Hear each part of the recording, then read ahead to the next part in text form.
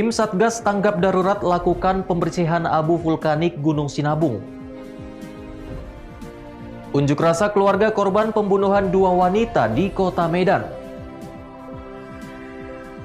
Pemilihan Eporus dan Sekretaris Jenderal HKI Pematang Siantar. Selamat malam pemirsa, selain cuplikan berita tadi, kami juga akan menghadirkan informasi menarik lainnya. Bersama saya Irwan Saragi, pemirsa, inilah Sumut Hari Ini Malam selengkapnya.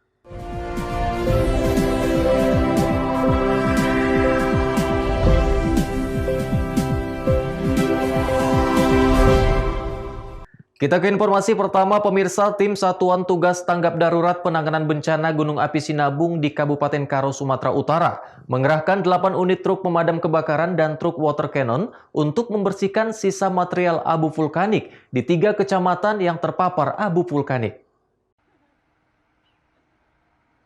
Pasca Gunung Api Sinabung di Kabupaten Karo, Sumatera Utara mengeluarkan awan panas guguran sejauh 5.000 meter dengan ketinggian kolom abu 5.000 meter, serta erupsi dengan ketinggian 1.000 meter, Tim Satuan Tugas Tanggap Darurat Penanganan Bencana Gunung Sinabung mengerahkan sebanyak 11 unit truk tangki air. Di antaranya 8 unit truk pemadam kebakaran, 1 unit truk tangki air dari Dinas Pekerjaan Umum Karo, 1 unit truk tangki air PMI Karo, dan 1 unit water cannon milik Polres Tanah Karo. Sebanyak 70 personel gabungan juga dikerahkan untuk membersihkan sisa material abu vulkanik yang menerpa beberapa daerah di seputaran Gunung Api Sinabung. Menurut Kepala Satuan Polisi Pamong Praja Kabupaten Karo, kebersihan dilakukan di 3 kecamatan, yakni Kecamatan Tigan Dreket, Kecamatan Kutabuluh, dan Kecamatan Tiga Binanga. Dan saat ini pembersihan difokuskan di daerah yang paling parah terpapar abu vulkanik, yakni di Kecamatan Tigan Dreket, di mana 16 desa tertutup abu vulkanik. Pembersihan diutamakan pada fasilitas umum, seperti jalan, pasar, dan pemukiman rumah warga. Namun melihat luas wilayah yang terpapar abu vulkanik begitu luas dan dengan keterbatasan alat, Tim Satgas Tanggap Darurat Sinabung mengharapkan kepada masyarakat untuk membantu dalam hal pembersihan sisa material abu vulkanik di kawasannya masing-masing, walaupun dengan alat seadanya. Hal ini untuk mengantisipasi abu yang semakin tebal menutup akses jalan, juga menjaga agar tidak terjadi gangguan pernapasan akibat abu vulkanik yang tebal. Fokus pembersihan ini terutama di tempat-tempat fasilitas umum, terutama jalan, pasar, dan pemukiman penduduk. Disitulah kita fokuskan penyiraman. Akan tetapi karena memang armada kita yang tidak terlalu mencukupi, di sini kami juga mengimbau kepada bantuan pada masyarakat, mana tahu ada bantuan dari masyarakat penduduk untuk bersama-sama kami untuk menyiram abunya. Saat ini Gunung Api Sinabung berada pada level 3 siaga. Kepada masyarakat diimbau untuk tidak memasuki zona merah seputaran Gunung Api Sinabung dan memakai masker apabila terjadi hujan abu untuk mengantisipasi penyakit saluran pernafasan. Chandra Bukit melaporkan untuk Eva Rina TV.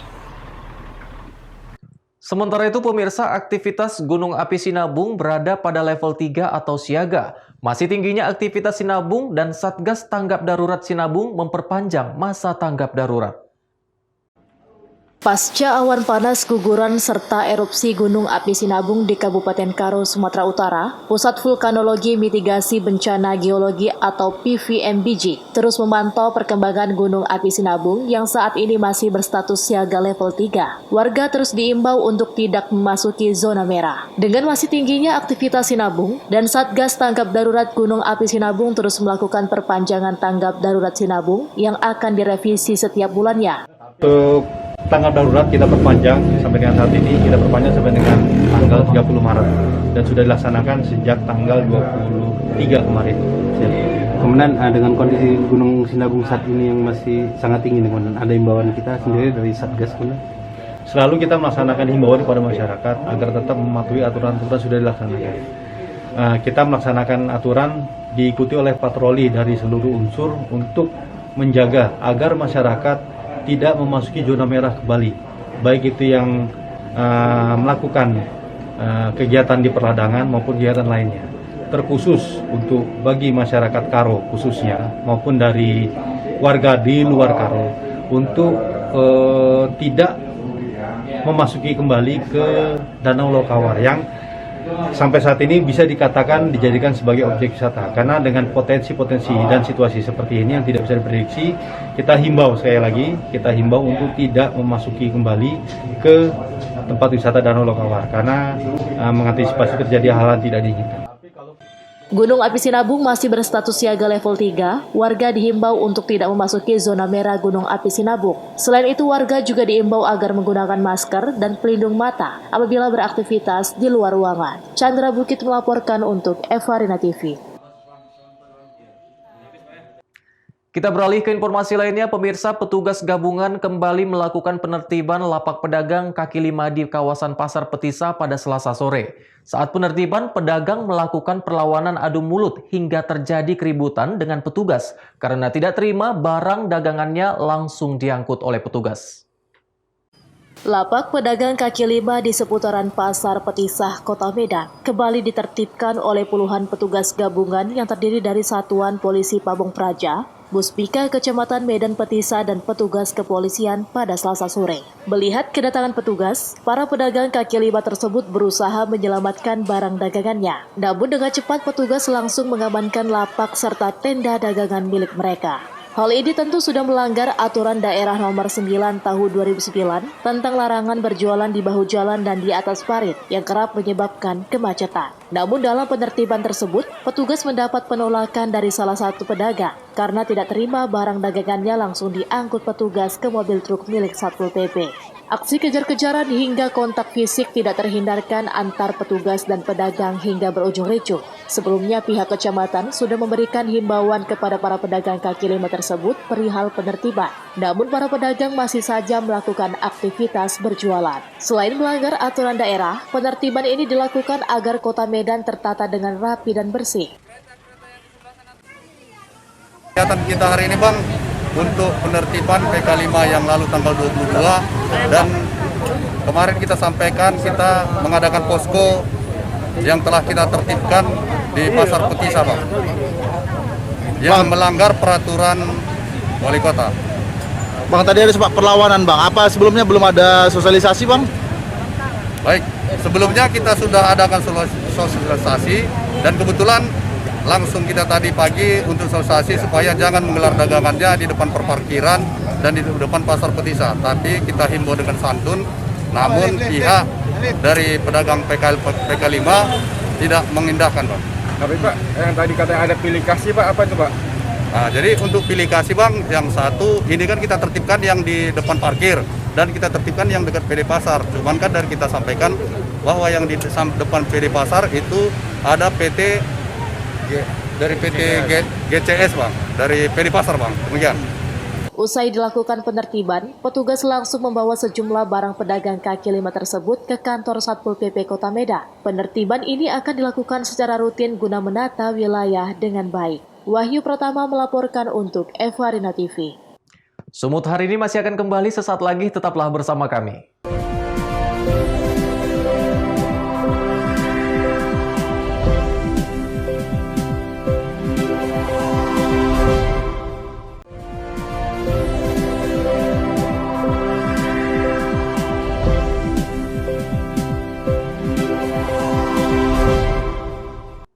Terima kasih masih bersama kami, pemirsa. Puluhan warga dan kerabat korban pembunuhan yang dilakukan oleh oknum polisi di Belawan Senin pagi melakukan aksi unjuk rasa dengan cara long march di Jalan Lintas Medan Belawan.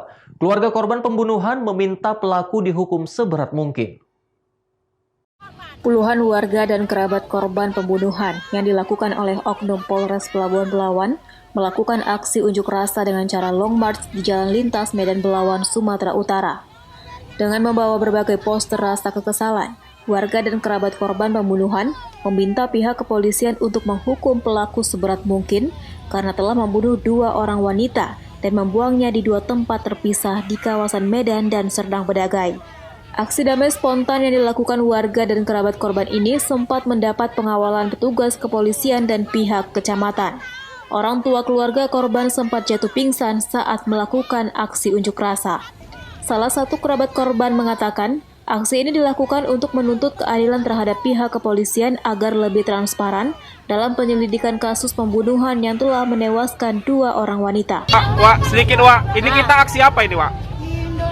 Ini kita aksi apa? Aksi apa? Keadilan, bukan bikin huru hara, enggak. Keadilan seorang ibu, Pak, seorang ibu. Bagaimana kalau ada bapak terjadi kayak gitu? 2 orang Jawa direbut. Iya. Sakit nggak, kira pun bau. Jadi harapannya apa nih Bu? Harapannya apa? Harapannya kembali. Kembali, dia terbuka. Kenapa masyarakat? Biadab itu. Meski seorang pelaku merupakan oknum polisi yang bertugas di Polres Pelabuhan Belawan telah diamankan di Polda Sumut, namun polisi masih terus melakukan penyelidikan apakah ada tersangka baru. Wahyu Pratama melaporkan untuk Eva Rina TV. Pemirsa, Satuan Reskrim Polsek Tanjung Balai Utara, Sumatera Utara berhasil meringkus jaringan narkoba jenis daun ganja kering yang dikendalikan warga binaan dari Lapas Kelas 2 Tanjung Balai Asahan. Satuan Reskrim Polsek Tanjung Balai Utara berhasil mengamankan OD 29 tahun warga Jalan Rusunawa, Kelurahan Sairaja, Kecamatan Saitualang Raso, Kota Tanjung Balai, Sumatera Utara. Dari pelaku, Satuan Reskrim Polsek Tanjung Balai Utara berhasil mengamankan narkoba jenis daun ganja seberat 500 gram yang disimpan di plastik berbungkus koran di dalam kamarnya. Pelaku mengatakan jual beli narkoba jenis daun ganja dilakukan melalui handphone yang dikendalikan warga binaan Lapas Kelas 2 Tanjung Balai Asahan, Sumatera Utara. Dari Sianto, Bang. Ya, Sianto itu di mana sekarang, Bang, berada? Di LP. Lapas mana? Lapas 10 Semada. Tanjung Balai ya? Berapa Bang beli ini, Bang? 8 on, Bang, 16. Harganya? 16. 1.600.000. Enggak, Bang, kalau mau beli aja, Bang, kalau enggak. Nelpon dia lah ini dalam lapas itulah ya. Bahwasanya informasi dia menyimpan ganja tersebut di dalam rumah, langsung kita melakukan penyergapan dan benar di dalam kamar, di sebelah lemari dalam kamar si pelaku kita temukan ganja golongan narkotika golongan 1 sebesar ataupun seberat setengah kilogram ataupun lebih kurang 500 gram. Lalu kemudian oleh pelaku diakui bahwasanya kepemilikan adalah milik dia, lalu kita amankan ke Polsek Tanjung Balai Utara. Barang buktinya sendiri itu ganja itu dikendalikan di mana itu, Komandan? Menurut pengakuan pelaku, bahwasanya dia mendapatkan ganja tersebut dari seorang inisial A melalui telepon yang saat ini katanya berada di LP Pulau Semardan. Selanjutnya tersangka akan diserahkan ke Sat Narkoba Polres Tanjung Balai dan terancam hukuman minimal 7 tahun kurungan penjara. Wanda Pratama melaporkan untuk Eva Rina TV. Informasi selanjutnya, pemirsa, Bupati Labuhan Batu Utara resmi membuka TMMD ke-110 Kodim 0209 Labuhan Batu. Pembukaan TMMD ini ditandai dengan penandatanganan dan penyerahan berita acara oleh Bupati kepada Dandim sekaligus Komandan Satgas TMMD Letkol Infantri Asrul Kurniawan Harahap. TNI Manunggal yang membangun desa atau TMMD ke-110 Kodim 0209 Labuhan Batu tahun anggaran 2021 yang bertujuan mempercepat pembangunan dan meningkatkan kemandirian sehingga kesejahteraan masyarakat tercapai. Salah satunya dengan membuka akses jalan penghubung 2 desa, yakni Desa Pematang dan Batu Nunggal, Kecamatan NA 910, Labuan Batu Utara, Sumatera Utara. Bupati Labuan Batu Utara, Hendrianto Sitorus berharap melalui program TMMD ini, sinergitas antara TNI dan Polri serta pemerintah daerah dapat terus meningkat demi tercapainya kesejahteraan masyarakat. Pihaknya juga mendukung penuh kegiatan TMMD ini, karena manfaat dari kegiatan tersebut akan dirasakan masyarakat secara langsung, dengan peningkatan roda perekonomian khususnya di daerah terpencil. Ini serah terima TMMD ke-110 di Sumatera Utara tahun 2021 dari Pemkab Labuan Batu Utara kepada Dandim 0209 Labuan Batu disaksikan oleh Danrem. Sasaran untuk TMMD-nya sendiri apa ya? Sasaran adalah membuat sinergitas antara TNI Polri dengan masyarakat untuk membuka jalan untuk meningkatkan perekonomian masyarakat yang ada di Labuan Batu Utara. Harapannya dengan TMMD yang ada sekarang ini? Harapan kami Pemkab Labuan Batu Utara yang pertama terima kasih dulu kepada Dandim serta Danrem telah melaksanakan TMMD di Labuan Batu Utara, hingga harapan kami masyarakat bisa menikmati hasil kerja TNI di Labuan Batu Utara agar bisa meningkatkan perekonomian di Labuan Batu Utara. Sementara itu, Kolonel Infanteri Asep Nugraha selaku Danrem 022 Pantai Timur menjelaskan, selain membuka akses jalan penghubung antar desa sepanjang 2,7 km, sasaran fisik lainnya di TMMD ini diantaranya membangun rumah warga tidak layak huni sebanyak 8 unit dan rehab rumah ibadah, serta kegiatan sosial lainnya berupa pemberian tali asi dan pengobatan gratis bagi warga masyarakat yang kurang mampu. Ini kan marwah TMB ini kemanunggalan TNI dan rakyat, jadi dari zaman dulu pun sudah kita lakukan. Intinya ini kita untuk memperalat kebersamaan TNI dengan rakyat. Nah, sasaran yang dilaksanakan pada saat ini yang pertama adalah pembukaan lahan jalan sepanjang lebih kurang 2.700 meter. Yang keduanya, pembuatan rumah tidak layak huni 8 unit rumah di desa rakyat itu. Nah, kemudian nanti pemasangan gorong-gorong di ada berapa 6 unit mungkin. Kemudian ada sasaran tambahannya untuk rehab masjid, lebih kurang 2 unit juga 2 masjid. Selain sasaran fisik tadi Pak, ada nggak selain itu Pak? Nanti kita selain sasaran fisik ini ada sasaran non fisik, di antaranya seperti mungkin pengarahan tentang narkoba, pengarahan tentang wawasan kebangsaan.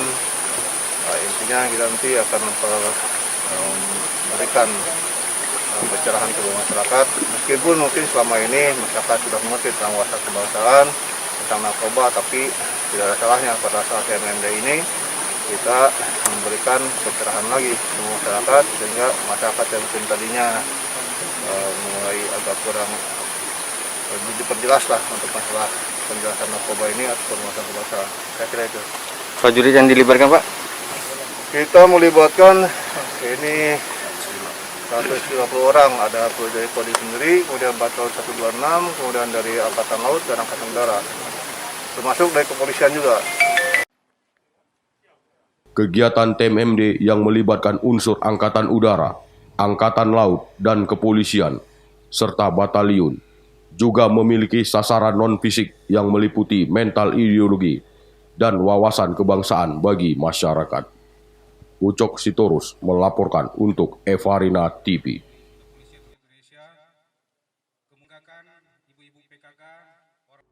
Sumut hari ini masih akan kembali sesaat lagi, tetaplah bersama kami.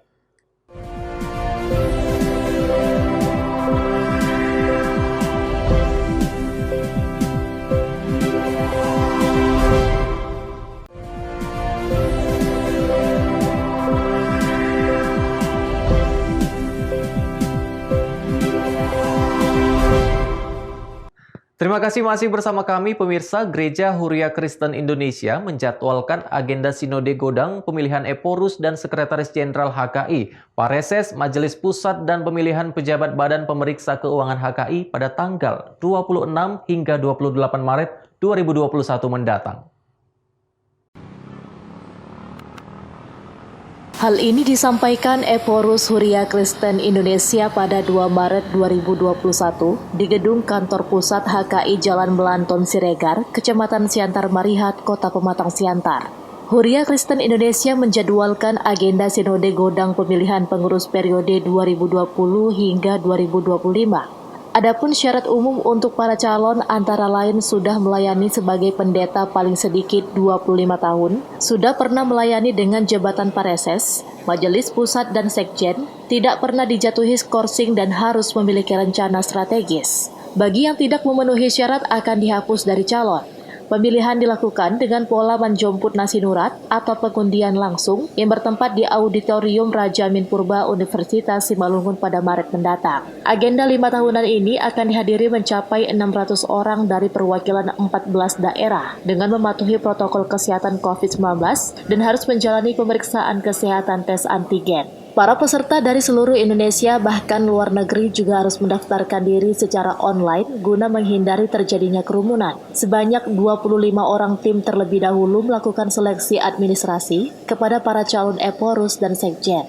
Para calon harus menjabarkan rencana strategis untuk mencapai visi misi HKI di hadapan para pendeta. Penjemput nasinurat dilaksanakan pada tanggal 27 malam dan pelantikan dilakukan tanggal 28 Maret 2021. Dalam hal ini, Eporus HKI berharap dengan sinode ini HKI benar-benar memanfaatkan pelayanan dan tugas-tugas misi gereja. HKI di tengah-tengah dunia ini membawa damai dan menjadi obat bagi setiap orang yang menderita. Menuju visi misi ini, HKI membuat rencana strategis secara bertahap. Periode tahun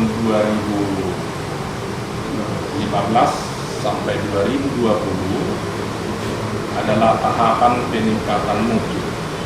Meningkatkan mutu pelayanan, mutu berdoa, mutu menyusun administrasi dan keuangan HKI, dan seluruh di bidang pelayanan HKI baik marturia, diakonia, dan koinonia, supaya HKI mampu menuju gereja yang kuat iman, misioner, modern, dan berdedikasi. Selain pemilihan Eporus dan Sekjen, juga dilakukan pemilihan Pareses untuk 14 daerah, Majelis Pusat 15 orang, dan pemilihan pejabat Badan Pemeriksa Keuangan HKI. Pentanius Sembiring melaporkan untuk Evarina TV. Masing-masing ada 3 tabung. Pemirsa, Bupati Batubara menyambut kunjungan silaturahmi Ikatan Jurnalis Televisi Indonesia di rumah dinas Bupati Batubara. Kunjungan silaturahmi Ikatan Jurnalistik Televisi Indonesia Asahan Tanjung Balai Batubara dalam rangka koordinasi antara pemerintah Batubara dengan IJTI terkait akan digelarnya pelaksanaan uji kompetensi jurnalis televisi dan pelatihan jurnalis yang akan dilaksanakan di Kabupaten Batubara. Bupati Batubara Zahir yang akrab dan selalu bersinergi dengan insan pers tersebut menyambut baik serta mendukung uji kompetensi jurnalis televisi yang akan digelar dalam waktu dekat ini. Zahir berharap dengan dilaksanakan uji kompetensi jurnalis televisi dapat menciptakan jurnalis yang terampil, terpercaya, dan kredibel. Keterampilan harus ditingkatkan. Pemerintah harus membantu dalam peningkatan keterampilan itu. Karena keterampilan itu akan berujung berakhir pada sebuah kompetensi para jurnalis ya televisi Indonesia. Kita bangga bahwa Ikatan Jurnalis Televisi Indonesia Kabupaten Batubara memikirkan keterampilan. Karena keterampilan ini sangat menentukan keberhasilan. Orang yang terampil pasti memiliki hasil yang baik, tapi yang tidak terampil pasti hasil juga tidak akan baik. Nah, tentu momen ini pemerintah sangat mendukung ketika Ikatan Jurnalis Televisi Indonesia Batubara melakukan peningkatan kompetensi para jurnalis televisi yang ada. Nah, kita berharap bahwa pada masa tertentu nanti Batubara, Sumatera Utara memiliki para jurnalis yang terampil dan terpercaya, tapi dia yang kredibel. Sementara itu, Ketua IJTI Astara Ulil Amri didampingi Sekretaris Taufik mengucapkan terima kasih kepada Bupati Batubara yang menyambut baik IJTI dan mendukung uji kompetensi jurnalis guna membentuk jurnalis televisi yang berkompeten. Ucapkan terima kasih pada Bupati Batubara yang telah merespon baik terhadap kegiatan media, terutama jurnalis yang di lapangan, untuk menjadi lebih baik ke depannya. Dengan adanya pelatihan nanti mungkin jurnalis ini akan menjadi semakin berkompeten, mengedukasi dan tidak menimbulkan berita yang aneh-aneh di luar dan lebih terpercaya informasinya. Taufik melaporkan untuk Evarina TV. Pemirsa, demikianlah rangkaian informasi dalam Sumut hari ini malam. Saya Irwan Saragih, mewakili kerabat kerja yang bertugas, pamit undur diri dari hadapan Anda. Terima kasih atas kebersamaannya dan sampai jumpa.